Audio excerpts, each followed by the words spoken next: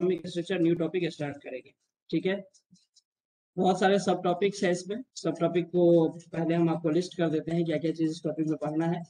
Initially थोड़ा patience रखेंगे, कुछ टॉपिक होगा, कुछ चीजें होगा जो आप पहले से 9th में पढ़े हैं बट उसमें जो भी एक्स्ट्रा पॉइंट आपको दिखे वो चीजें आपके लिए है जो 11th में जरूरी है, तो उसको पेशेंसली देखेंगे। ठीक है, Satya Prakash, good evening, good evening. So atomic structure, इसमें हम लोग स्ट्रक्चर ऑफ एटम पढ़ते हैं। स्ट्रक्चर ऑफ एटम के बारे में टुडे में first demo class. Satya Prakash, welcome. देखिए फिर, branch of physical chemistry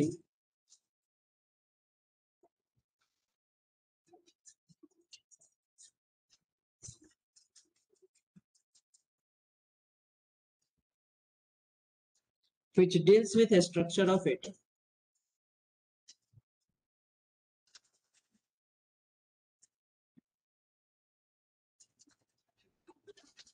which deals with a structure of atom। इस चैप्टर में सब टॉपिक क्या सब पढ़ना है?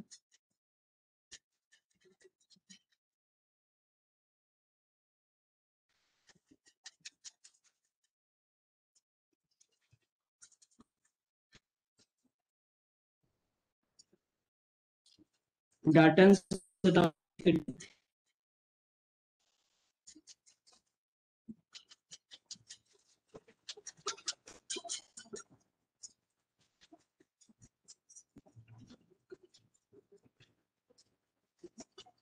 दूसरा टॉपिक होगा अपना discovery of fundamental particle.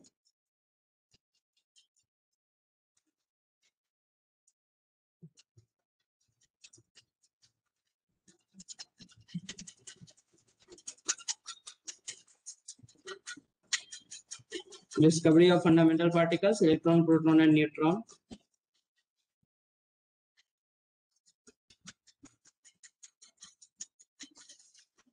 Third सब टॉपिक है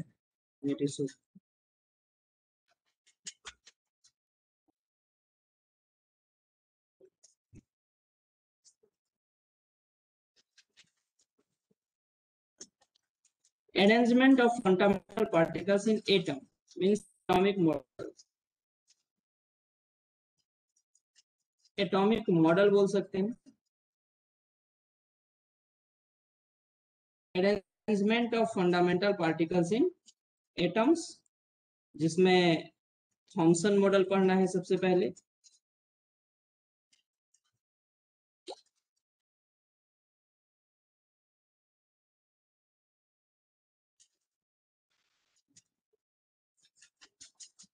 atomic model, Rutherford atomic model.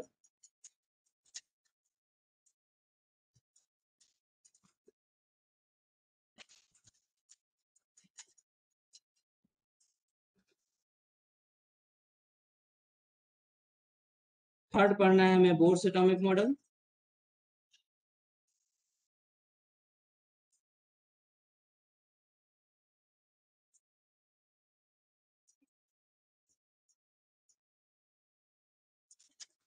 Fourth है मैकेनिकल वेव इक्वेशन, जहाँ पढ़ते हैं wave mechanical.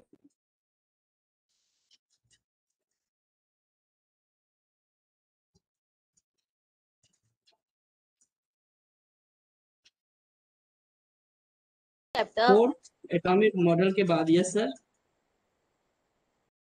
Dual nature of light, Planck's quantum theory.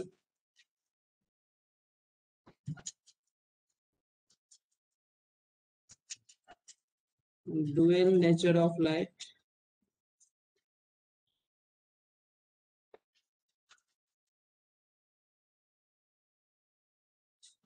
Planks quantum. वो डुअल है, डुअल है। Yes sir, dual nature of light, DUAL of light, Planck's quantum theory. Sir, can you show the previous slide?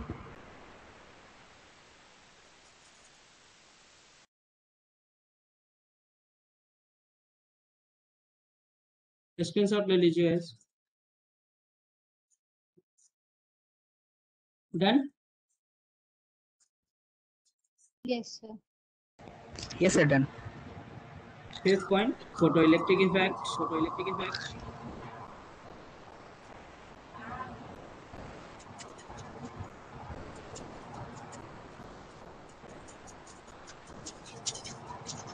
Photoelectric effect.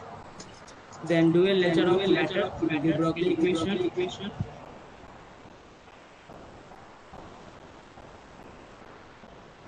Dual nature of matter, de Broglie equation.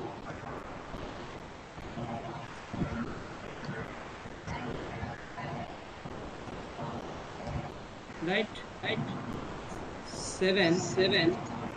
Heisenberg uncertainty principle. Sound echo हो रहा है sir से. Heisenberg's uncertainty principle. Heisenberg uncertainty principle, and then quantum.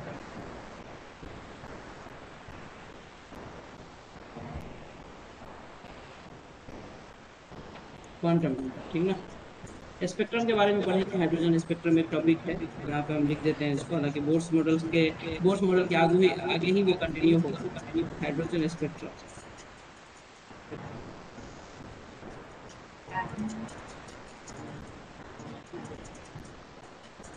Atomic structure में ये सारे सब topic पढ़ने हैं, ठीक है. तो पहला जो कुछ पार्ट है जो आप पहले से डिजाइन वाला चीज. डाल्टन एटॉमिक थ्योरी, जो आपने डिस्कवरी ऑफ इलेक्ट्रॉन, प्रोटॉन और एटॉमिक मॉडल में फंक्शन एटॉमिक मॉडल में ये सब आपको 9th में आप पढ़े होंगे. 9th में ये सब कंप्लीटेड है. बोर्स एटॉमिक मॉडल आप पढ़े तो होंगे, और पोस्टुलेट्स और उसका जो कुछ न्यूमेरिकल एप्लीकेशन है जिसमें कैलकुलेशन ऑफ एनर्जी, रेडियस और velocity of electron in a particular orbit, ये सब जो प्रॉब्लम बेस्ड जो एप्लीकेशन है उसका, वो 9th में नहीं हुआ. यहाँ पे वेव फिजिकल मॉडल के श्रोडिंगर वेव इक्वेशन होता है. ड्यूअल नेचर ऑफ लाइट जिसमें ट्रांस क्वांटम थ्योरी आता है. उसके बाद photoelectric effect, de Broglie equation पे Heisenberg uncertainty principle, quantum number, hydrogen spectrum. तो ये आपका सब टॉपिक होगा इस चैप्टर के अंदर, एटॉमिक स्ट्रक्चर के. ठीक है. सो एक एक करके देखते हैं. फ्रेशली देखिए, जो पता है आपको वेल एंड गुड, जो नहीं पता है उसको ठीक से देखिए. और अब उसके बाद अगर आप अभी देख रहे हैं तो ये फुल एंड फिनिश टच होना चाहिए. इसके बाद फिर से आपको पढ़ने की जरूरत नहीं पड़ना चाहिए है. तो ऐसा नहीं कि अभी डाटा जीरो में चल रहा है, ये तो पढ़े हैं. हाँ, तो ठीक है, इसको क्या लिखेंगे, इग्नोर करते हैं. ऐसा नहीं करेंगे, ठीक. तो फर्स्ट है अपना डाल्टन एटॉमिक. हाँ सर. सर आपका वॉइस रिपीट हो रहा है सर. वही सर, इको हो रहा है sir voice. Dalton atomic theory क्या था? ये बेस्ड था इनडिविजिबिलिटी ऑफ एटम पे. डाल्टन ने बोला कि sir atom is a smallest particle, जिससे सारे सब्सटेंस कंस्टिट्यूट करते हैं एटम्स को. सबसे छोटा पार्टिकल्स है, इनडिविजिबल पार्टिकल्स है. इसको फर्दर आप छोटे पार्टिकल्स में तोड़ नहीं सकते हैं. एटम जो है वो स्मॉलेस्ट पार्टिकल्स, ठीक, माइन्यूट पार्टिकल्स है. बाद में एटॉमिक थ्योरी के बाद जो है वो सब फंडामेंटल पार्टिकल्स हम लोग पढ़ते हैं, इलेक्ट्रॉन, प्रोटॉन, न्यूट्रॉन, जिससे एटम कंसिस्ट होता है. तो इसका जितना भी पॉइंट है अभी भी हम लोग पढ़ते हैं, वो सारे पॉइंट्स जो है वो रॉन्ग प्रूफ हो गए. फिर भी ये माइलस्टोन है केमिस्ट्री में, क्योंकि स्टार्टिंग थ्योरी था यहीं से एटम के बारे में सोचना शुरू हुआ है. तो भाई ये माइलस्टोन स्टेप है, तो पढ़ना तो है इसको. सो पहला पॉइंट ये, इसकी जो भी थ्योरी थी वो बेस्ड थी इनडिविजिबिलिटी ऑफ एटम पे. हम लोग ये लिख सकते हैं, based on indivisibility of atom. It is based on indivisibility of atom.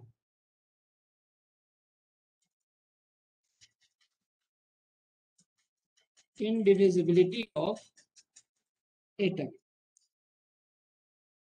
सबसे फंडामेंटल पार्टिकल माना, सबसे स्मॉलेस्ट पार्टिकल माना. बोला सर एटम्स को आप फर्दर डिवाइड नहीं कर सकते. क्या क्या पोस्टुलेट्स था, क्या क्या पॉइंट्स था? पहला पॉइंट था डाल्टन एटॉमिक थ्योरी का कि atom is the smallest particle.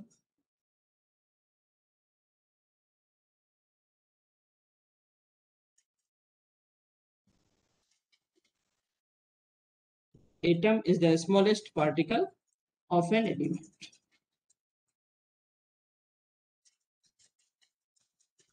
Correct? Which cannot be further subdivided.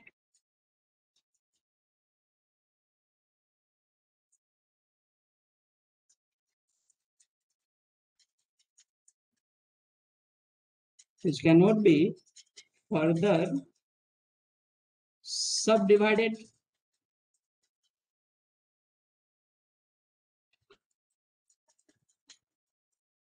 Second point क्या था? Atom of same element, atoms of same element are alike in all respect.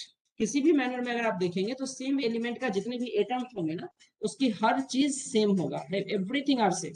लेकिन जब आप देखते हैं कि आइसोटोप्स डिस्कवर हुआ तो सेम एटम्स होते हैं, सेम एलिमेंट्स होते हैं जिसके एटम्स के डिफरेंट एटॉमिक मास होता है, सेम एटॉमिक नंबर होता है. तो ये भी पॉइंट्स इसका बाद में रॉन्ग प्रूफ हुआ.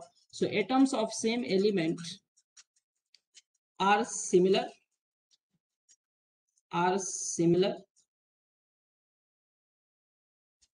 in all respect,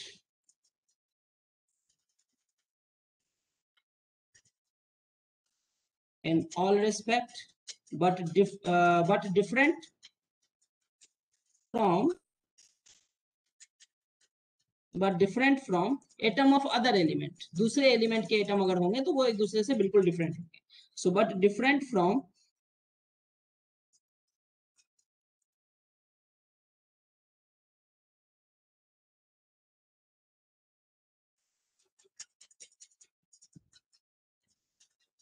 atoms of other element,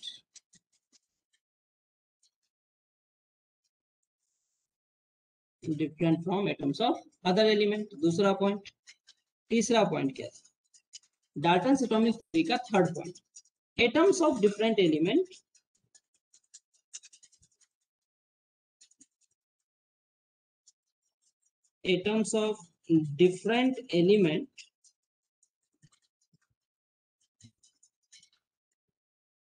will combine in a fixed ratio or in a simple whole number ratio. Different element will combine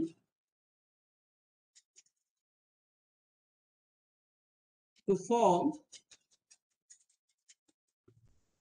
will combine in simple ratio कर सकते हैं, in simple ratio and form compound.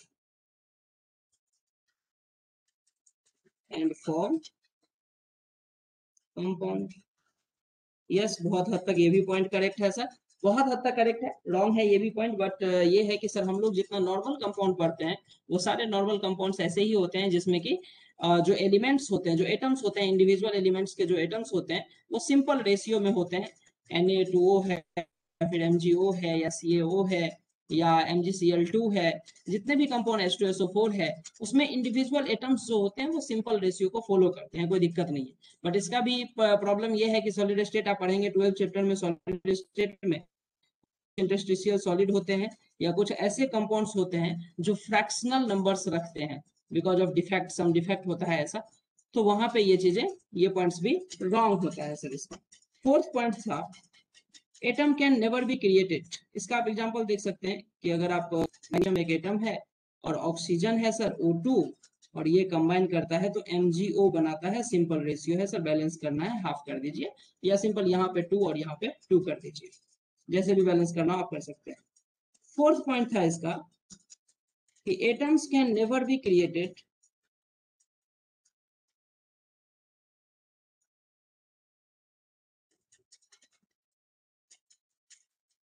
atoms can never be created nor destroyed.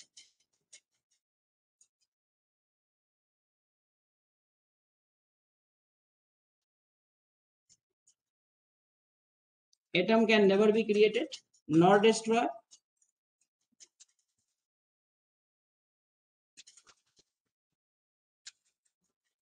Atoms को आप chemical reaction के through बना नहीं सकते हैं. ये भी सही है कि सर सोडियम से और ऑक्सीजन से हम कंपाउंड बनाते हैं, सोडियम ऑक्साइड बनाते हैं. सर हाइड्रोजन और ऑक्सीजन से हम कंपाउंड बनाते हैं।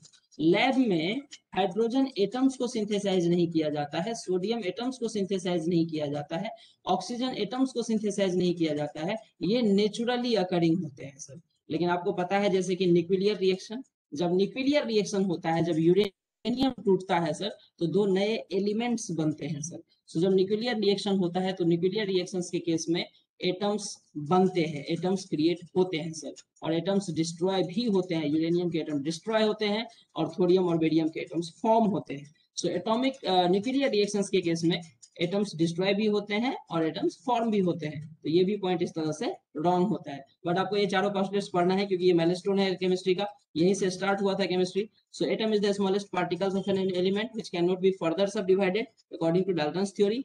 Atoms of same element are alike in same respect. सारे प्रॉपर्टीज के को अगर आप मेजर करेंगे तो सेम एलिमेंट के जो एटम्स होंगे वो सिमिलर होंगे, सेम होंगे।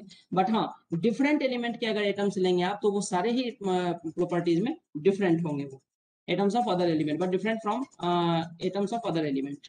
Atoms of different element will combine in simple ratio and form compounds. ठीक है, and atoms can never be created nor be destroyed. This is the four postulates, four theory of Dalton's atomic theory. 4 points of Dalton's atomic theory. Clear है? ये सारे Dalton's atomic theory के सारे points discard कर दिए गए बाद में जाके।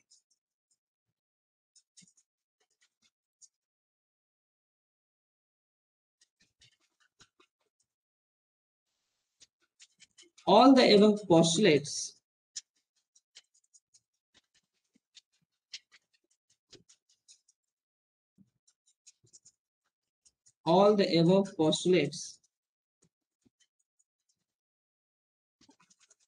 of Dalton's atomic theory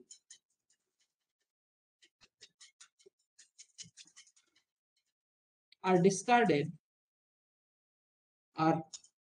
disregarded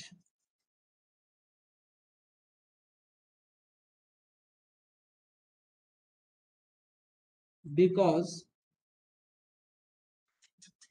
first point, पहला पार्ट क्या बोला वो कि एटम्स अनडिविजिबल होता है, जबकि atoms also constitute with some fundamental particles electron, proton and neutron.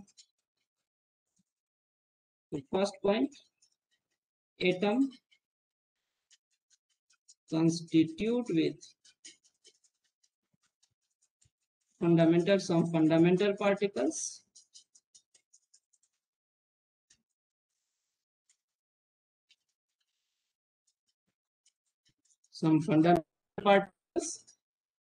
यहाँ पे तो हम लोग इलेक्ट्रॉन, प्रोटॉन, न्यूट्रॉन बोलते हैं। बट एज यू नो, अगर आप कहीं पढ़े होंगे तो पता होगा आपको कि एटम्स को तो फिर बाद में जाकर के न्यूक्लियर पार्ट और नॉन न्यूक्लियर पार्ट, दो पार्ट में पढ़ते हैं। और न्यूक्लियर पार्ट में, न्यूक्लियस के अंदर प्रोटॉन न्यूट्रॉन के बाद भी और भी बहुत सारे फंडामेंटल पार्टिकल्स होते हैं जो आगे के कोर्स में है, हमें फिलहाल नहीं पढ़ना है वो सब चीजें। न्यूट्रॉन है, बहुत सारे पार्टिकल्स होते हैं इलेक्ट्रॉन प्रोटॉन को छोड़ के न्यूक्लियस में, जो अपने सिलेबस के स्कोप में नहीं है सर। तो फिलहाल हम लोग यही लिखेंगे कि atom constitute with some fundamental particles like electron, proton और न्यूट्रॉन। तो पहला पॉइंट्स का ये प्रॉब्लम था। दूसरा पॉइंट्स था कि atoms of same element are alike in all respect and atoms of different element are different in all respect, in all properties. Sir ये पॉइंट्स ऐसे रॉन्ग था कि जब आइसोटोप्स का डिस्कवरी हुआ तो सेम एलिमेंट के एटम्स डिफरेंट होने लगे। डिफरेंट एलिमेंट के एटम्स, आइसोबार्स के को अगर आप देखेंगे तो डिफरेंट एटम्स होते हैं, दो डिफरेंट एटॉमिक नंबर के एटम्स होते हैं जिसके मास नंबर सेम होते हैं। तो कोई एक प्रॉपर्टीज तो है ना जो दो डिफरेंट एलिमेंट के सेम है। ये बोला था कि सर डिफरेंट एलिमेंट अगर एटम अगर है तो वो उसका सारा प्रॉपर्टीज डिफरेंट होगा, है ना। तो atoms of same element can be different वाली जो पार्ट है सर, वो गलत हो गया। Existence of isotopes and isobars,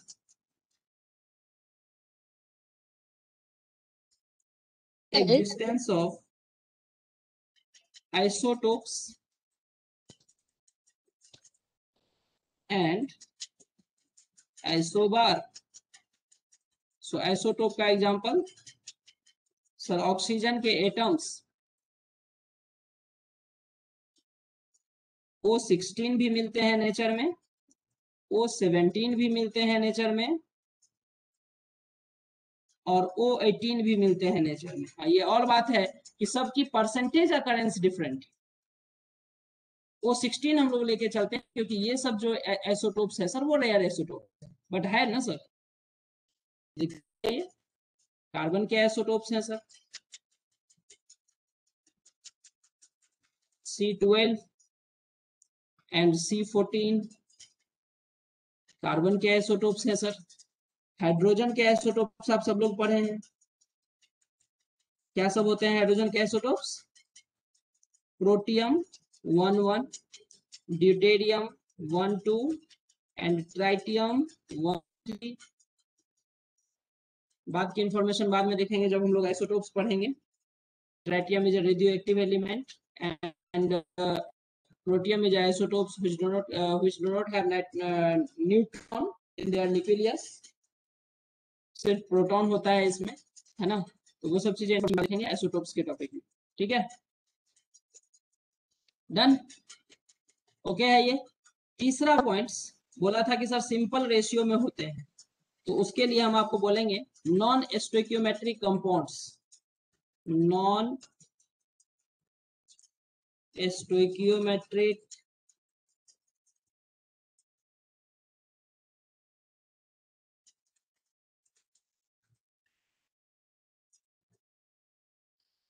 non stoichiometric compound. Sir ऐसे भी कंपाउंड एग्जिस्ट करते हैं, Fe0.93O, Fe0.95O, निकेल के कंपाउंड होते हैं सर Ni0.98O एक्सेट्रा। तो ये भी कंपाउंड एग्जिस्ट करते हैं। फिलहाल आपको बिल्कुल कंफ्यूज नहीं होना है, 12th क्लास में सॉलिड स्टेट में इसको देखेंगे, या यही मोल कॉन्सेप्ट में भी जब परसेंटेज कंपोजिशन देखेंगे तो वहां पे इस टाइप के मॉलिक्यूल्स में परसेंटेज देखेंगे, ये कैसे होता है, क्यों होता है, क्या होता है इसमें, मिक्स्ड ऑक्साइड टाइप का चीज होता है ये, तो इसको देखेंगे। तो सर ऐसे भी कंपाउंड एग्जिस्ट करते हैं जिसमें सिंपल रेशियो में कंस्टिट्यूएंट एलिमेंट्स नहीं होते हैं। So these are non stoichiometric compound. Clear, ठीक है। फोर्थ पार्ट क्या था?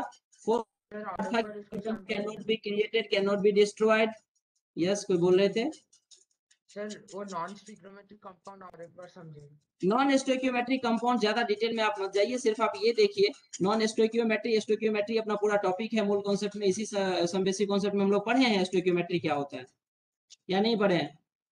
नहीं, अगर आपका फर्स्ट डेमो क्लास है तो स्टोइकियोमेट्री होता है जब कभी आप कंपाउंड को, इसमें ये बोल सकते हैं कि जो कंपाउंड होता है उसमें जो एलिमेंट होता है ना, उस एलिमेंट्स का नंबर, उस एलिमेंट्स का नंबर। अब इस कंपाउंड में एक मॉलिक्यूल्स के अंदर 0.93 फ्रैक्शंस में आयरन प्रेजेंट है, वो कैसे पॉसिबल होता है फिलहाल आपको ये नहीं देखना है, ठीक। ऐसा कंपाउंड एग्जिस्ट करता है तो करता है, ये देखिए। और ये पॉइंट्स इसको इस वजह से रॉन्ग हुआ था डाल्टन्स का ये थ्योरी। फोर्थ पॉइंट है अपने पास, फोर्थ क्या पॉइंट था उसका कि atoms can not be created, can not be destroyed, not created, neither created not destroyed. तो सर रेडियो एक्टिव रिएक्शंस होते हैं, रेडियो एक्टिविटी होती है, या फिर न्यूक्लियर रिएक्शन होता है जिसमें एटम्स क्रिएटेड भी होता है, एटम डिस्ट्रॉयड भी होता है। So atom can be created with the help of artificial radioactivity. Atoms can be created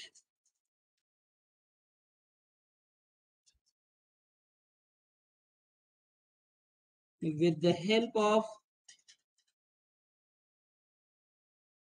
artificial radioactivity.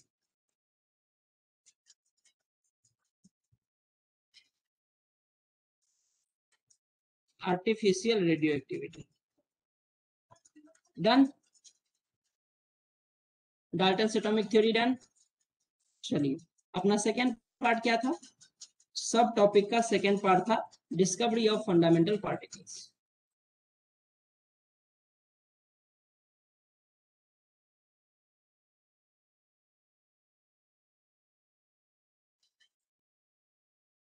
Discovery of fundamental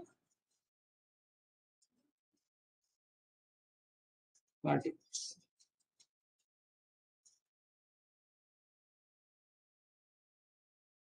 discovery of fundamental particles,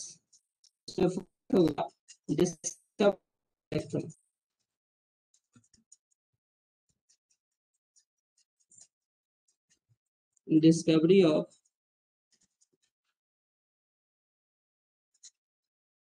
cathode rays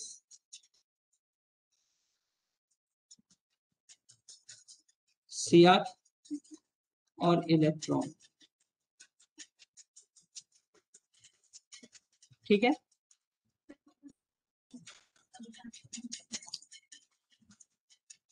इसमें हम लोग देखते हैं डिस्चार्ज ट्यूब एक्सपेरिमेंट।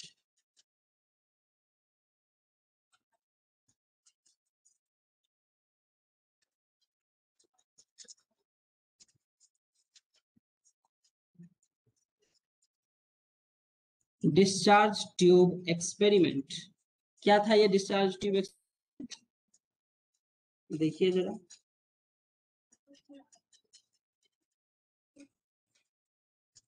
एक glass tube होता है sir,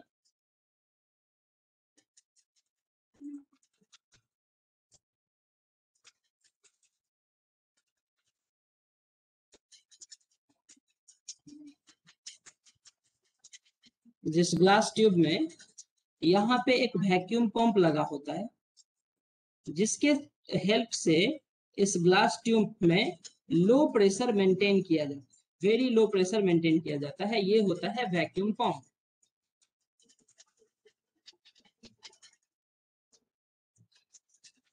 vacuum pump, right. इस vacuum pump के हेल्प से यहाँ पे लो प्रेशर मेंटेन किया जाता है। Sir gas at very low pressure इस ग्लास ट्यूब में फिलअप करते हैं। इस ग्लास ट्यूब में गैस के पार्टिकल्स होते हैं जो कि बहुत ही लो प्रेशर पे होते हैं। Gas at very low pressure, gas at very low pressure about 10 raised to the power -4 atm। ये चीजें ध्यान रखेंगे, 10 raised to the power -4 atm। यहाँ पे 2 इलेक्ट्रोड लगाया जाता है और इस दोनों इलेक्ट्रोड को एक हाई पोटेंशियल सोर्स से अटैच करते हैं। इस दोनों इलेक्ट्रोड को एक हाई पोटेंशियल सोर्स से अटैच करते हैं। बैटरी होता है, बैटरी का रिप्रेजेंटेशन का तरीका है नेगेटिव टर्मिनल को स्मॉलर इससे और पॉजिटिव टर्मिनल को लार्जर डैश से दिखाते हैं। तो सर ये हमारा एक हाई पोटेंशियल सोर्स बैटरी है, ये पॉजिटिव टर्मिनल है बैटरी का और ये नेगेटिव टर्मिनल है बैटरी। तो वो इलेक्ट्रोड जो बैटरी के नेगेटिव टर्मिनल से अटैच होता है दैट इज कॉल्ड कैथोड। अब समझिए कैथोड किसको बोलते हैं? The electrode which attach with negative terminal of the battery. Battery के नेगेटिव टर्मिनल से जो इलेक्ट्रोड अटैच होगा उसको बोलेंगे कैथोड, और जो पॉजिटिव टर्मिनल से अटैच होगा इलेक्ट्रोड उसको बोलेंगे एनोड। क्लियर है एनोड और कैथोड का डेफिनेशन? 2 इलेक्ट्रोड अटैच होता है, बैटरी के टर्मिनल को आप चेंज कर दीजिए, ये कैथोड हो जाएगा, ये एनोड हो जाएगा। बैटरी को उल्टा लगा दीजिए, ये कैथोड हो जाएगा, ये एनोड हो जाएगा। सो इलेक्ट्रोड होता है, कैथोड एनोड नहीं होता है, इलेक्ट्रोड होता है। जिस किसी इलेक्ट्रोड को आप नेगेटिव टर्मिनल से अटैच कर देंगे दैट बिकम्स कैथोड, और पॉजिटिव टर्मिनल ऑफ बैटरी से अटैच करेंगे तो उसको क्या बोलेंगे? क्या बोलेंगे? एनोड। एनोड। ठीक है, अब यहाँ पे देखिए कि हम भी हेडिंग दिए हैं cathode ray cathode ray, discovery of cathode ray, और या फिर इलेक्ट्रॉन। कायदे से अगर बात करें तो इलेक्ट्रॉन को हम लोग कैथोड रे नहीं बोलना चाहिए हमें। इलेक्ट्रॉन कैथोड रे इसलिए होता है, इसलिए इसको इलेक्ट्रॉन को हम लोग कैथोड रे बोलते हैं बिकॉज इट इज क्या बोल सकते हैं इसको कि it looks like to generated from cathode, क्योंकि ये कैथोड से निकलते हुए एनोड के तरफ जाते हुए कुछ पार्टिकल्स हमको इनविजिबल रे हमको दिखाई देता है, और इसीलिए इसका नाम हम कैथोड रे दे देते हैं। जबकि एक्चुअल में बात क्या होता है बताइए?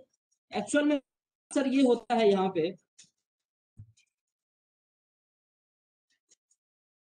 पे हाई वोल्टेज सोर्स है,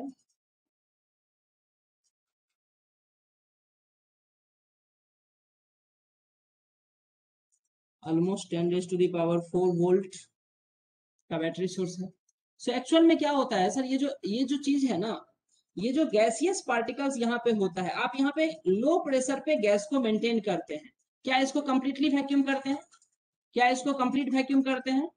जी नहीं, ग्लास फट जाएगा यार, कंप्लीट वैक्यूम कैसे करेंगे? सो इसमें जो गैसेस आप लेते हैं ना सर, ये gas low pressure high voltage पे आयोनाइज हो जाता है।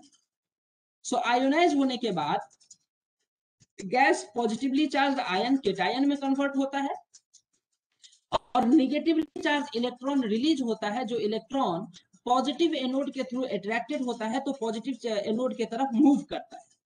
ठीक, तो ये जो डिस्चार्ज ट्यूब एक्सपेरिमेंट था, ये जो कैथोड रे एक्सपेरिमेंट था जो कि जूलियस प्लकर ने किया था, एक्चुअली वो टेस्ट कर रहा था, ये जो एक्सपेरिमेंट हुआ था, इस एक्सपेरिमेंट में वो चेक कर रहा था कंडक्टिविटी ऑफ गैस को, कि क्या गैस इलेक्ट्रिसिटी को कंडक्ट करता है।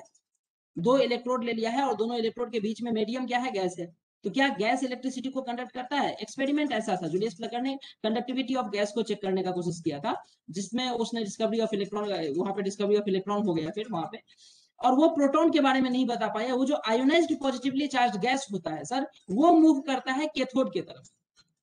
तो जब ये सेटअप बनाया गया और पहली बार इलेक्ट्रॉन का डिस्कवरी हुआ, तो वहां पे positively charge gaseous ion, ionised gaseous ion के बारे में कुछ नहीं बताया। बोला कि सर वहां पे हो क्या रहा है कि अगर आप हाइड्रोजन गैस लेते हैं, तो सबसे पहले तो हाइड्रोजन गैस अगर H2 गैस लेते हैं, तो ये सबसे पहले एटॉमिक हाइड्रोजन में कन्वर्ट होगा, और ये एटॉमिक हाइड्रोजन इतने हाई वोल्टेज पे क्या होगा, आयोनाइज हो जाएगा सर, H+ दे देगा और फिर 2 इलेक्ट्रॉन रिलीज कर देगा। समझ पा रहे हैं बात या नहीं समझ पा रहे हैं? ओ सर एक बार फिर ये जो हाइड्रोजन, अगर आप इसमें लो प्रेशर पे ये हाइड्रोजन गैस अगर आप फिलअप किए हैं इस डिस्चार्ज ट्यूब में, तो ये हाइड्रोजन गैस पहले तो एटॉमिक हाइड्रोजन में कन्वर्ट होगा और फिर ये एटॉमिक हाइड्रोजन आयोनाइज हो जाएगा। आयोनाइज होने के बाद किस में कन्वर्ट होगा, 2H+ में, और ये 2 इलेक्ट्रॉन लूज कर देगा। तो ये जो 2 इलेक्ट्रॉन लूज करता है, this electron because of negative charge, accommodate negative charge, it moves towards the anode. So ये हमें लगता है, हमें ऐसा दिखता है कि ये कैथोड से जनरेट होता है और एनोड के तरफ जाता है। लेकिन अगर आपसे पूछा जाए कि क्या कैथोड इलेक्ट्रॉन को जनरेट करता है, क्या आंसर होना चाहिए, यस और नो? क्या इलेक्ट्रॉन कैथोड जनरेट करता है? बोलिए। No sir. No sir, electron cathode generate नहीं करता है सर।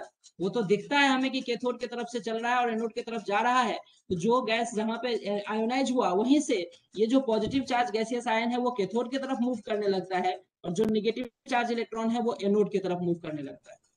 सो कैथोड रे, इसको बोलना बहुत सही तो नहीं है, बुक लिखता है कैथोड रे, नो इशू, कोई प्रॉब्लम नहीं है, हम डिस्कवरी ऑफ कैथोड रे लिख देते हैं, एनोड लिख लेते हैं। बट आप ध्यान रखेंगे, अगर स्पेसिफिकली पूछा जाता है कि is electron generated from cathode, cathode electron generate नहीं करता है, cathode is not a source of electron. वो कैथोड जो टर्मिनल है, जो इलेक्ट्रोड है, वो इलेक्ट्रॉन को जनरेट नहीं करता है सर। इसीलिए आप कैथोड अगर अलग अलग मेटल का टर्मिनल इलेक्ट्रोड आप बनाएंगे तो ऐसा नहीं होगा इलेक्ट्रॉन वेरी करेगा, ऐसा नहीं होगा सर। इलेक्ट्रॉन क्या होता है, आयोनाइज्ड गैसियस पार्टिकल। जो गैस आप यहाँ पे लेते हैं, आप हाइड्रोजन ले लीजिए या आप गैस ऑक्सीजन भर लीजिए, इसमें एटॉमिक ऑक्सीजन होगा जो आयोनाइज होगा, O2+ या हम Fe+ दिखाते हैं, हमको अभी बैलेंसिंग थोड़ी देखना है, हमें चार्ज थोड़ी देखना है, हमें तो सिर्फ ये देखना है कि गैस आयोनाइज हो रहा है और इलेक्ट्रॉन रिलीज कर रहा है, और ये जो रिलीज्ड इलेक्ट्रॉन है ये एनोड की तरफ मूव करता है सर। और इसी को, ये जो पार्टिकल्स मूव करता है, इसी का कुछ प्रॉपर्टी में देखा गया, इस पे चार्ज एनालाइज किया गया और इस तरह से डिस्कवरी ऑफ इलेक्ट्रॉन हुआ। और जो ये पॉजिटिवली चार्ज केटायन होता है, इस टाइम पे सेम सेटअप को रिपीट किया था और प्रोटॉन का डिस्कवरी हुआ था। और वो जो प्रोटॉन होता है, that is also not anode ray, proton is ionized gaseous particles which the gas taken in the tube. Clear? ठीक है सर, ये सर। सर हाँ सर।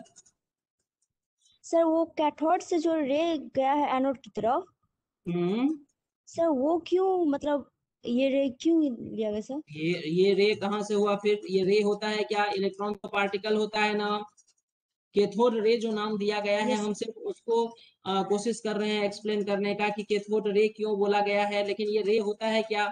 बाद में बहुत सारे एक्सपेरिमेंट के बाद ये प्रूफ किया गया है ना कि जो रे दिखता है वो सी ऑफ पार्टिकल इतना फास्ट मूव कर रहे हैं कि हमें वो एक नजर आ रहा है, लेकिन वो लाइन है नहीं। वो लाइन जो है वो पार्टिकल बना है, जिसको हम इलेक्ट्रॉन नाम देते हैं। रे है क्या वो? यार ये एक्सपेरिमेंट तो आप 9th-10th में पढ़े हैं, नहीं पढ़े हैं? आप भले ये चीज नहीं पढ़े हैं 9th-10th में, ये आइडिया आपको मैं अभी दे रहा हूँ, ये चीज आपके लिए नया हो सकता है, लेकिन कैथोड रे नहीं है, ये तो आप 9th-10th में पढ़े हैं। या नहीं पढ़े हैं? इसमें आपने 10th के बुक में बहुत अच्छे से एक्सप्लेन किया है कि इसमें क्या क्या प्रॉपर्टी होता है इलेक्ट्रॉन का। ये स्ट्रेट मूव करता है, स्ट्रेट लाइन में मूव करता है, ये मेटल शीट को पेनिट्रेट कर सकता है, ये शैडो कास्ट करता है। Yes sir, gold file. ये सब प्रॉपर्टीज तो 9th 10th में पढ़ना है ना दोस्त। भले आप यहाँ वहां पे हाई वोल्टेज सोर्स नहीं पढ़े होंगे, लो पोटेंशियल का वैल्यू नहीं पढ़े, लो प्रेशर का वैल्यू नहीं देखे होंगे, आयोनाइज्ड गैस होता है एक्चुअली, यहाँ पे इलेक्ट्रॉन जो होता है वो आयोनाइज्ड गैस से निकलता है, ये आप नहीं पढ़े होंगे। लेकिन प्रॉपर्टीज तो पढ़े हैं ना, इलेक्ट्रॉन रे नहीं होता है सर, ये जो हमें दिखता है रे के तरह, एक्चुअली वो स्ट्रीम ऑफ इलेक्ट्रॉन होता है। क्या बोलते हैं? Yes sir. पढ़े Yes, हैं sir. ना? तो ये कुछ बैकग्राउंड Yes, है, sir. उसके बाद नहीं पढ़े हैं तो हम लिख रहे हैं ना थ्योरी, क्यों परेशान हो रहे हैं? थ्योरी कुछ ऐसा है सर, देखिए, जूलियस प्लकर, सेटअप बना लिया आप लोग? Yes yes sir. Good. Julius Plucker was studying the conductivity of gas.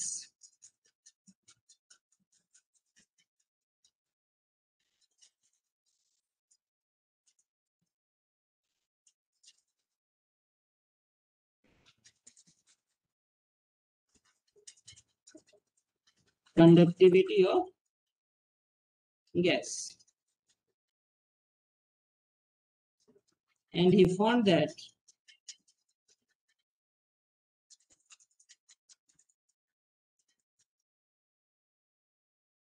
normally gases are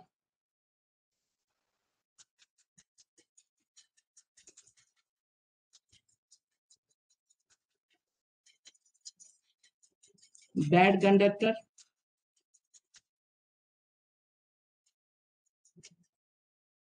of electricity,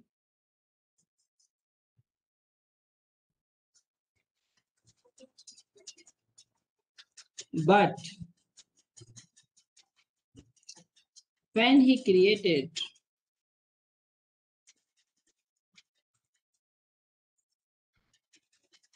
very low pressure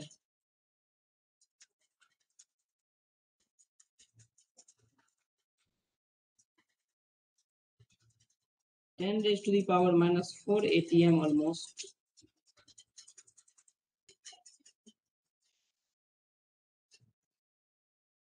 in the discharge tube,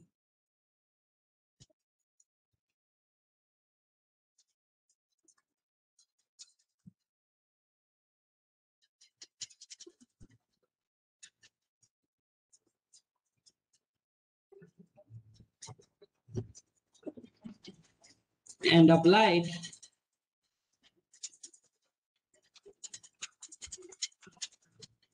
to very high voltage,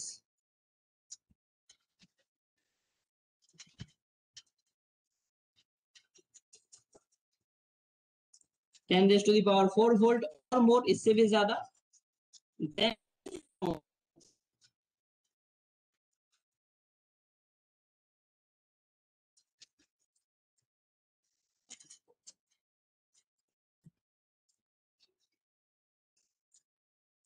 the gases start conducting electricity.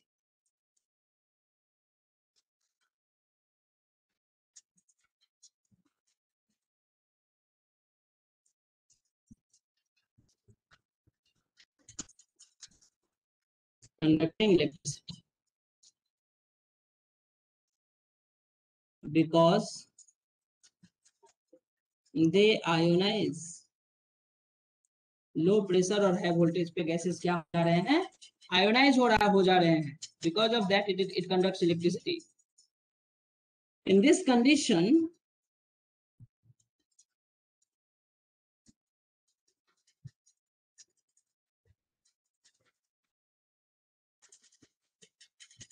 some sort of invisible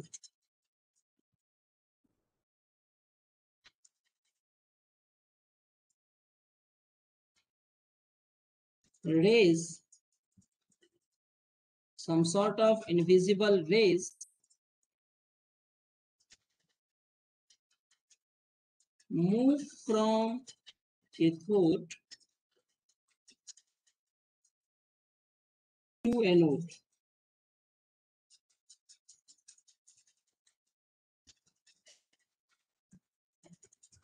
since these rays are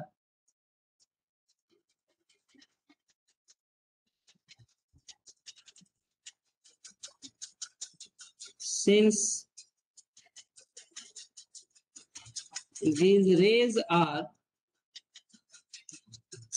to be originated from cathode,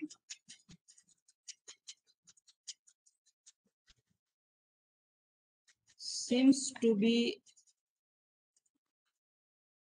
originated from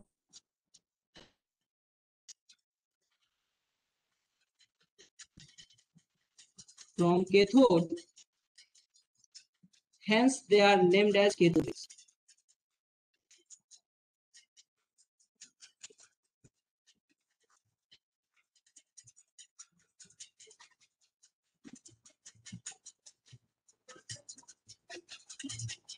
Done? बोलिए.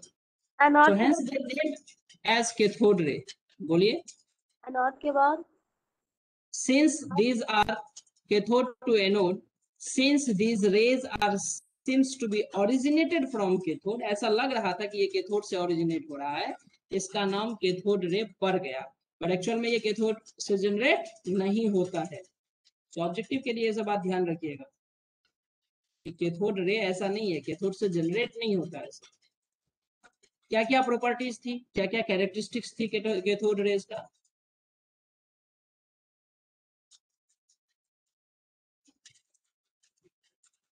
Characteristics of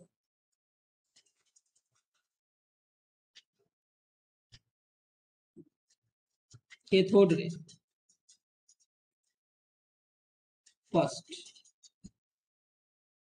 cathode ray travel in a straight line.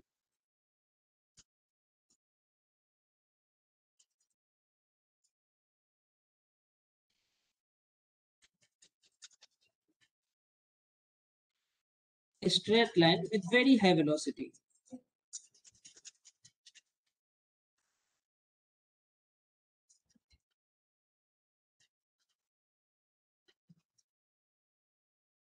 With very high velocity.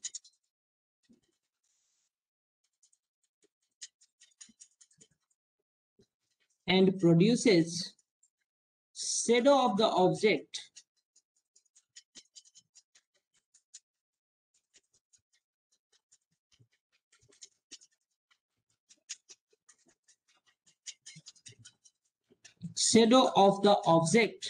which placed in their path.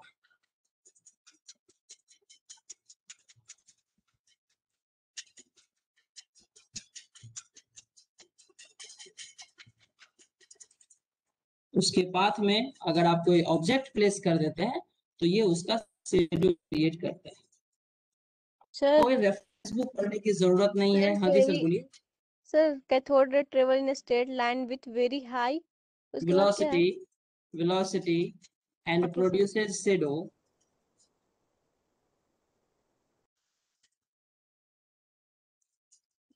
ठीक है. आपको कोई reference book पढ़ने की जरूरत नहीं है, नोट्स सफिशिएंट है. ईच एंड एवरी पॉइंट्स आपको नोट्स में लिखाया जाएगा इन डिटेल. ठीक है, बस आप प्रॉब्लम बुक खरीदिए, प्रॉब्लम बनाइए. और प्रॉब्लम बुक क्या खरीदिए, मटेरियल मिल जाएगा आपको कैरियर पॉइंट से, लॉट्स ऑफ क्वेश्चंस हैं उसमें, बनाइए उसको. सेकेंड क्या है, कैथोड रे produces mechanical effect.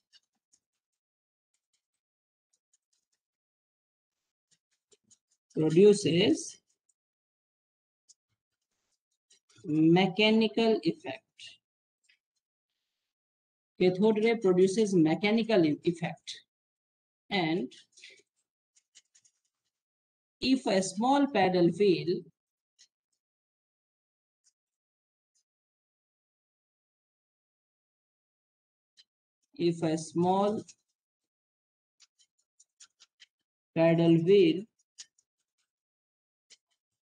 is placed in their path,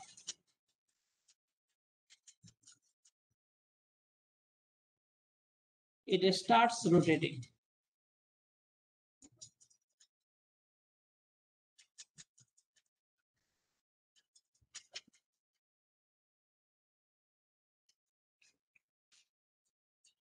it starts rotating, ये क्या इंडिकेट करता है? विच इंडिकेट्स, ये इंडिकेट करता है, ये इंडिकेट करता है कि जो रे है, इस रे में कुछ ना कुछ मास है, पार्टिकल से कंस्टिट्यूट करता है, ये मटेरियल है जो अपना एनर्जी ट्रांसफर कर रहा है, इसीलिए मोमेंट क्रिएट कर पा रहा है। which indicate that they consist of material particles.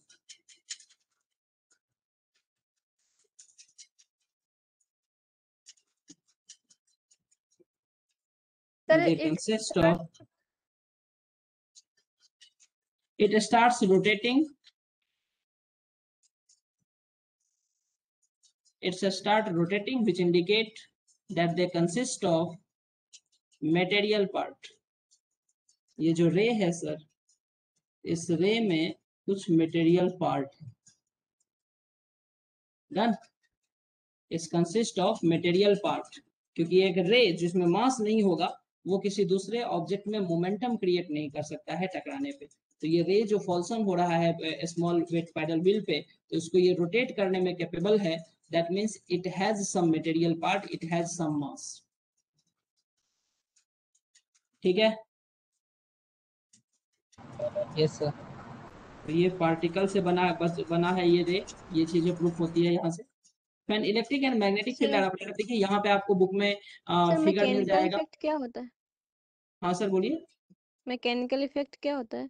Mechanical effect means rotating, ये तो हुआ ना, it produces mechanical effect, start rotating, ये क्या है? मैकेनिकल इफेक्ट ही तो है, किसी व्हील का रोटेट करना।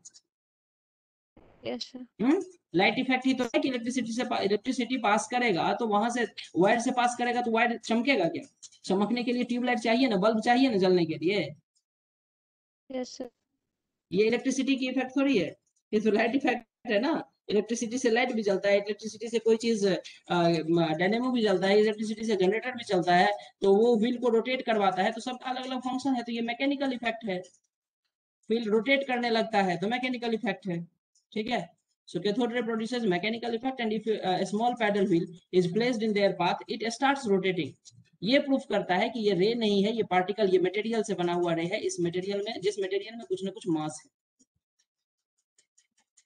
ठीक है, मास जीरो होगा तो ये रोटेशन कॉज नहीं कर सकता। तीसरा पॉइंट कि when electric and magnetic field, अगर आप इलेक्ट्रिक और मैग्नेटिक फील्ड अप्लाई कर दें, ये सब चीजें आपको फिगर में मिल जाएगा, फिगर वाइज मिल जाएगा कि कैथोड रे अगर इधर से पास कर रहा है, ये अगर कैथोड रे पास कर रहा है, ठीक है ना, तो यहाँ पे क्या करते हैं, ये ग्लास ट्यूब है, कंप्लीट फिगर हम नहीं बना रहे, ग्लास ट्यूब है और कैथोड रे पास कर रहा है उसमें। तो अगर ऊपर से इलेक्ट्रिकल और इलेक्ट्रिक ऐसे इसमें आप जनरेट कर दो, पॉजिटिव नेगेटिव टर्मिनल, यहाँ मान लो पॉजिटिव टर्मिनल, यहाँ इलेक्ट्रिक फील्ड जनरेट कर दें, तो क्या होगा कि ये जो रे होता है ये पॉजिटिव टर्मिनल्स की तरफ इस तरह से मूव कर जाता है, मुड़ जाता है, टेढ़ा हो जाता है, ऐसे हो जाता है पाथ इसका। तो ये शो करता है कि इस पार्टिकल पे कैसा चार्ज है, नेगेटिव चार्ज है, तभी ये पॉजिटिव टर्मिनल की तरफ मूव कर रहा है, मुड़ जा रहा है ना। तो इलेक्ट्रिक फील्ड और मैग्नेटिक फील्ड में ये जो रोटेशन का इफेक्ट दिखाता है, इसका जो पाथ चेंज हो जाता है, इससे ये पता चलता है कि ये मटेरियल तो है ही, इसमें मास तो है ही, मास के साथ साथ इसमें चार्ज भी होता है सर, ये कुछ चार्ज कैरी करता है। और जो इसका रोटेशन का नेचर है उससे पता चलता है कि इस पे नेगेटिव चार्ज होता है। हम भी कहते हैं electric and magnetic field,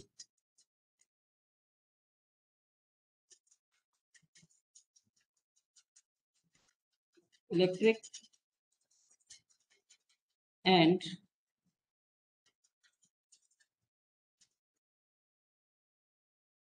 magnetic fields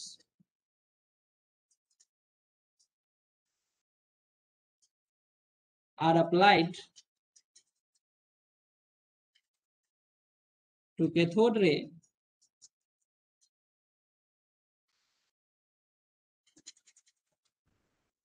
in discharge tube,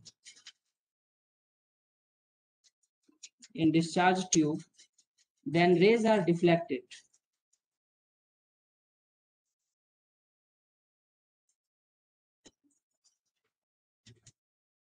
Rays are deflected, and these rays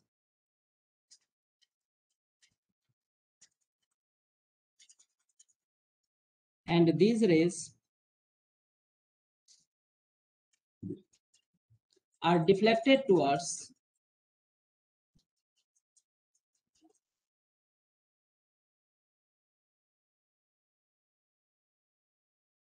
positive field of the plate.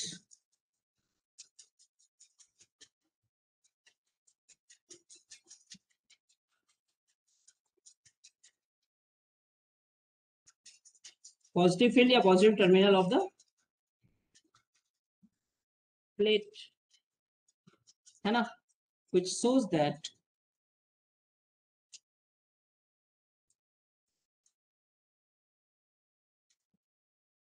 cathode ray consists of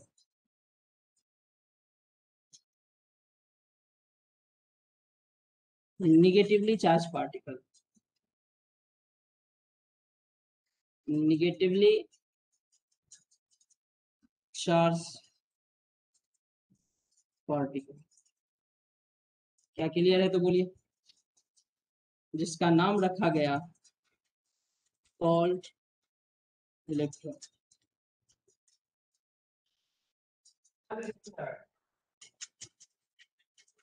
fourth point, cathode ray fluorescence create करता है.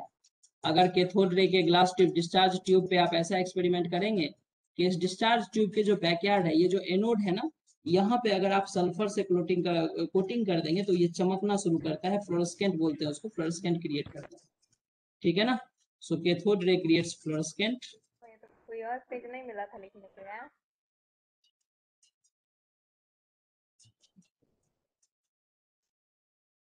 Cathode rays create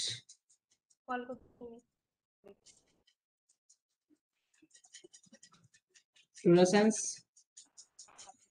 and fifth properties is cathode rays penetrate through thin sheet.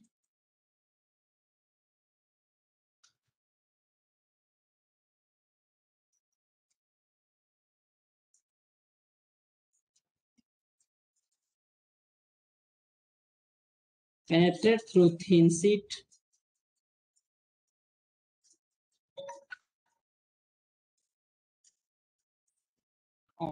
of aluminium and metals.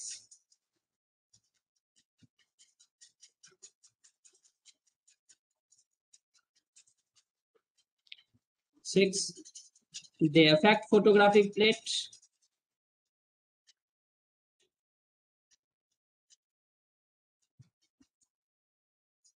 They affect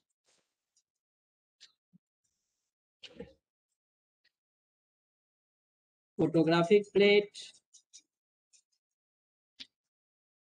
Seventh and most important point, the ratio of charge to mass. The ratio of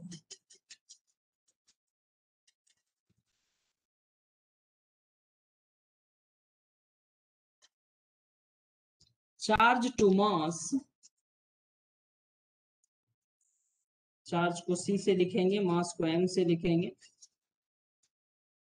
which is known as specific charge.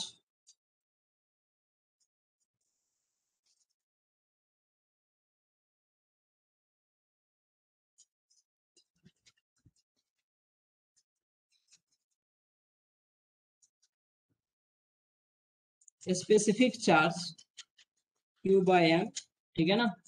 Specific charge is same for all cathode ray, is same for all. Sir specific charge के बाद क्या है? Cathode ray, the ratio of charge to mass. Charge को bracket में C दिए हम, तो charge को C से लिखेंगे, टू मास स्मॉल m. इसको हम लोग स्पेसिफिक चार्ज भी बोलते हैं, which is known as specific charge, is same for all cathode ray irrespective of the gas taken in the tube.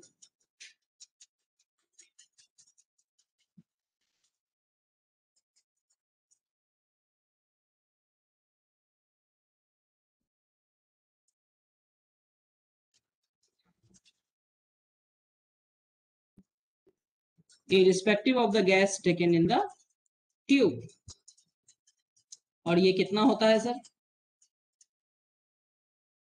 Specific charge E by m mass charge by mass ratio in case of electron is equal to 1.76 into 10 raised to the power 11 coulomb per kg।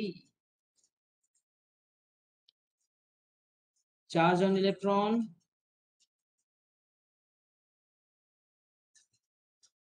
minus of 1.6 into 10 raised to the power minus 19 coulomb, mass of electron 9.1 into 10 raised to the power minus 31 kg। ठीक है, अब जरा समझिए चीज को, क्या लिखे हैं हम यहाँ पे। एक ऑब्जेक्टिव क्वेश्चन होता है कि charge by mass ratio is very for electron, proton, neutron, none of this और दिस, समथिंग इस टाइप का ऑप्शन होता है।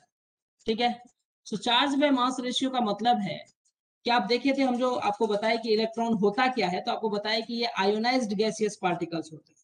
आप यहाँ पे ये देखिए कि आप गैस हाइड्रोजन लीजिए या ऑक्सीजन लीजिए या नाइट्रोजन लीजिए, केटायन तो अलग अलग आएंगे, H प्लस आएगा, O माइनस आएगा, N प्लस आएगा, केटायन तो अलग अलग आएंगे, लेकिन इससे निकलने वाला जो पार्टिकल है ना सर, इलेक्ट्रॉन, वो सेम ही है हर केस में। सो इस पार्टिकल्स के बारे में कुछ भी चेंज नहीं होगा, आप गैस कुछ भी ले तो। लेकिन अगर प्रोटॉन के बारे में मैं बताऊं कि proton is the ionised gas present in the tube, तो उस केस में अगर हाइड्रोजन लेंगे तो उसका मास 1 होगा, अगर ऑक्सीजन लेंगे तो उसका मास कुछ और होगा, अगर नाइट्रोजन गैस लेंगे तो उसका मास कुछ और होगा। तो चार्ज तो सेम रहेगा, मास वेरी करेगा gas to gas. Because of that proton के केस में E by m ratio variable होता है, चेंज करता है। तो sir E by m ratio change करता है किसके केस में? प्रोटॉन के केस में। अच्छा, इलेक्ट्रॉन के केस में क्या रहता है? फिक्स रहता है। क्या लास्ट पॉइंट आपको समझ में आया? क्या लिख रहे हैं हम? लास्ट पॉइंट हम लिखे हैं कि ये जो इलेक्ट्रॉन होता है सर, इस इलेक्ट्रॉन का स्पेसिफिक चार्ज क्या होता है? चार्ज बाय मास रेशियो होता है। Charge by mass ratio fix होता है किसके केस में? इलेक्ट्रॉन के केस में। प्रोटॉन के केस में वेरी करता है क्या? बिल्कुल, प्रोटॉन के केस में वेरी करता है। क्यों करता है वेरी? क्योंकि क्या है ना sir, proton positively charge gas है, आयोनाइज्ड गैसियस पार्टिकल्स है which is taken in the tube. So gas अगर आप अलग अलग कर देंगे तो E by m रेशियो अलग अलग हो जाएगा। क्यों अलग होगा? मास अलग होगा सर, चार्ज तो सेम ही रहेगा। एक इलेक्ट्रॉन निकल रहा है तो उसी के बराबर पॉजिटिव चार्ज जनरेट हो रहा है एटम्स पे, लेकिन एटम्स का मास अलग अलग है ना सर, तो मास अगर अलग अलग है तो E by m ratio change कर जाएगा sir. E by m ratio proton का वेरिएबल होता है, इलेक्ट्रॉन का फिक्स होता है, न्यूट्रॉन में तो चार्ज होता ही नहीं है, तो जीरो फिक्स्ड ही होता है। क्या ये लास्ट पॉइंट सबको समझ में आया? क्या लिखे हैं हम, क्यों लिखे हैं, बोलिए। Yes, sir. लास्ट पॉइंट सबको क्लियर हुआ? So sir charge by mass ratio, ये तीनों ही वैल्यू आपको याद होना चाहिए, ना कि हम लोग बाद में एक टेबुलेटेड फॉर्म लिखें इसका इलेक्ट्रॉन, प्रोटॉन, न्यूट्रॉन के बारे में, जिसमें ये सब इंफॉर्मेशन होगा। बट आपको कोशिश करना चाहिए कि ये चार्ज और मास तो आई होप आप सबको याद होगा। अगर नहीं याद है तो बाय डिफॉल्ट एकदम बिल्कुल हार्ड एंड फास्ट रटा होना चाहिए ये चीजें। E by m रेशियो भी याद रहे तो बेटर है आपको। ठीक है, सो 7th पॉइंट था charge and mass ratio. Sir इसका जो सिंबल होता है ना, इलेक्ट्रॉन को लिखने का जो तरीका होता है हमारा, जो सिंबल होता है इलेक्ट्रॉन का, this is E -1 charge, massless particles माना जाता है, ऐसा अपना सिंबल होता है। 10 electrons are basic fundamental particle.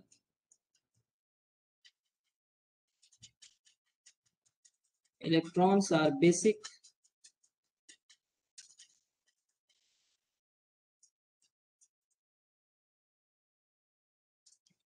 fundamental particles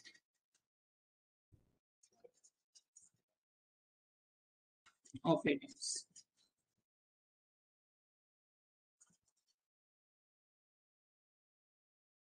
This is all about electron. दूसरा है एनोड रे, डिस्कवरी ऑफ एनोड रे और प्रोटॉन।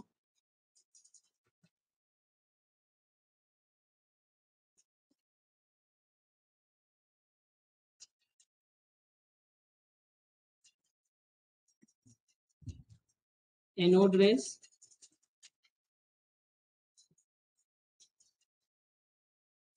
या फिर आप बोलिए प्रोटॉन। ठीक है। सो गाइस आज के जो क्लासेस है, आज के क्लास में कोई इशू है, कोई प्रॉब्लम है तो बोलिए जल्दी से, क्योंकि आज हम यही क्लास को बंद करेंगे ड्यू टू हेल्थ इशू। बहुत अच्छा सपोर्ट नहीं कर रहा है, मुझे प्रॉब्लम हो रही है सर थोड़ी सी। हाँ सर बोलिए। सर पर डे यही टाइम में क्लास होगी केमिस्ट्री की? पर टाइम केमिस्ट्री की जो क्लास पर हर डे किस टाइम में होगा उसके लिए आपको ग्रुप पे रूटीन मिल जाएगा। आप सर से या मैम से किसी से भी आप वहाँ पे ये करिए, ग्रुप पे आपको मैसेज मिल जाएगा। ग्रुप पे आप मैसेज छोड़िए कि मुझे रूटीन चाहिए, आपको रूटीन मिल जाएगा। और जो सर लोग नए ग्रुप हैं में हम उनके लोग लिए स्पेशल मैसेज नहीं कर इन्फॉर्मेशन। सकते, ओनली एडमिन मैसेज कर सकता है ग्रुप में। अच्छा, उसमें आप मैसेज नहीं कर सकते हैं तो क्या आप वहाँ से नंबर ले सकते हैं? मेरा नंबर पूरा डाल जाए, उस ग्रुप से आपको नंबर तो मिल जाएगा ग्रुप इन्फॉर्मेशन से। आप वहाँ पे यस मुझे सर। मैसेज कर दीजिए, मैं भेज दूंगा। ठीक है। Okay sir. तो आपको रूटीन मिल जाएगा। पर डे इसी टाइम में नहीं होता है, थोड़ा सा वीक में जो है क्लासेस चेंजेस है, टाइमिंग चेंजेस है थोड़ा सा केमिस्ट्री का। सबका हर सब्जेक्ट का अलग अलग टाइमिंग है ना, तो वो रूटीन के हिसाब से चेंजेस है। और जो नए स्टूडेंट हैं अभी ज्वाइन किए हैं उनके लिए मॉर्निंग में एक बैकअप क्लास चला केमिस्ट्री का स्टार्ट हुआ है, जो कि मंडे अल्टरनेट है। आज हुआ है एक क्लास, अब वेंसडे को होगा। तो मंडे वेंसडे 3 दिन वीक में बैकअप क्लास है, जिसमें हम सम बेसिक कॉन्सेप्ट पढ़ा रहे हैं। गैस सम बेसिक कॉन्सेप्ट में हम पूरा डिटेल मोल कॉन्सेप्ट के बाद रेडॉक्स रिएक्शन के बाद वॉल्यूमेट्रिक एनालिसिस, ये 3 टॉपिक कवर किए हैं हम सम बेसिक कॉन्सेप्ट में। ऑलमोस्ट 1 मंथ का टॉपिक है जो आप मिस किए हैं। सर मॉर्निंग का क्लास थोड़ा ठीक है। सा टाइमिंग तो चेंज नहीं हो बैकअप सकती क्लास, क्या? हाँ जी सर। सर मॉर्निंग का क्लास जो है उसका टाइम चेंज नहीं हो सकती है? मॉर्निंग क्लासेस फिक्स होते हैं, वो टाइम मैं आपको बता देता हूँ। 11 to 12 केमिस्ट्री का, 11 to 12 Monday alternate, Monday Wednesday Friday, ये बैकअप क्लास है, वो फिक्स है। और ये रूटीन है, ये हम डेली आपको पूरे वीक का नहीं बता सकते, तो वो रूटीन आप ग्रुप पे मंगा लीजिए या मुझे मैसेज कर दीजिए, मैं रूटीन भेज दूंगा। और सर नीट की कब से स्टार्ट होगी? हाँ जी सर। सर नीट की बैच कब से स्टार्ट होगी? नीट की बैच कब से स्टार्ट हो गई? सारे बैच 1 मंथ पहले से स्टार्ट है, बिफोर से स्टार्ट है। सब बैच में बेसिक कॉन्सेप्ट कंप्लीट हो चुका है। केमिस्ट्री का जो अभी ये चल रहा है, ये कंबाइंड बैच चल रहा है, टेंशन मत लीजिए आप। नीट जेई सब कंबाइंड चल रहा है ओके सर। केमिस्ट्री फिजिक्स के लिए। ठीक है। Okay sir sir. Notes, notes, कौन सी नोट्स? सर बैकअप क्लास वाली। बैकअप क्लास की नोट्स, बैकअप क्लास की नोट्स। अच्छा, मॉर्निंग में हम बोले थे जो कि नोट्स भेजेंगे, मिल जाएगा अभी, अभी मिल जाएगा, रात तक मिल जाएगा नोट्स आपके ग्रुप पे। सर तो ग्रुप में आ जाएगी ना? ग्रुप में आ जाएगी, नोट्स आ जाएगी ग्रुप में। लेकिन जो लोग नए हैं वो 11 to 12 आप ज्वाइन कीजिए क्लास को। ठीक है। ग्रुप पे ओके आपको सर। जूम का लिंक मिलेगा, वहाँ पे तो जूम पे बैकअप क्लासेस हम क्लास कर की रहे हैं। टाइम कब है? 11 to 12, 11 से 12, Monday alternate, Monday Wednesday Friday. ठीक है। थोड़ा फास्ट वहाँ चल रहा है क्योंकि हम वहाँ पे लिखवा नहीं रहे हैं नोट्स को, सिर्फ हम ऑलरेडी हमारा स्लाइड पे नोट्स है, हम उसे एक्सप्लेन कर रहे हैं और पीडीएफ हम प्रोवाइड कर दे रहे हैं जिससे आप कॉपी कर लेंगे। तो वो थोड़ा सा फास्ट हो रहा है, इसीलिए जल्दी से ज्वाइन कीजिए उस क्लास को। जो में वो 1 मंथ का कंटेंट कंप्लीट करने वाले हैं, तो वो कंटेंट फिर से कंप्लीट हो जाएगा, तो उसको मिस मत कीजिए। ठीक है। Okay. Yes, sir. Okay sir, चलिए मिलते हैं कल नेक्स्ट क्लास में। Bye sir.